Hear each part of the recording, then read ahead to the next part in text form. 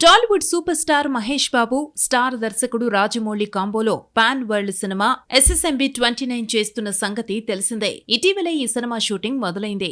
అయితే షూటింగ్ కి ముందు వారానికోసారి విదేశీ పర్యటనకు వెళ్లే మహేష్ బాబును సింహాన్ని బోనులో బంధించినట్టుగా బంధించి మహేష్ పాస్పోర్టుని లాక్కున్నట్టు ఫోటోకు ఫోజ్ ఇచ్చాడు జక్కన్న.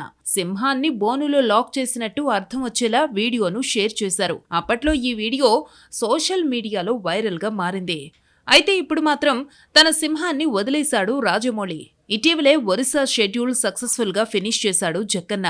ఇటు హైదరాబాద్ షెడ్యూల్లో కొన్ని కీలక సన్నివేశాలు తెరకెక్కించారు. కాగా ప్రస్తుతం షూట్ కు చిన్న బ్రేక్ ఇవ్వడంతో వెంటనే ఫారిన్ ఫ్లైట్ ఎక్కేశాడు మహేష్ బాబు.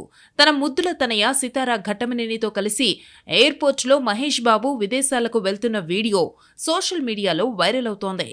అందులో ముఖ్యంగా తన నుండి రాజమౌళి లాక్కున్న పాస్పోర్టును తాను తిరిగి తీసుకున్నానని పాస్పోర్టుని చూపిస్తున్న మహేష్ వీడియో నెట్టింట హల్చల్ చేస్తోంది.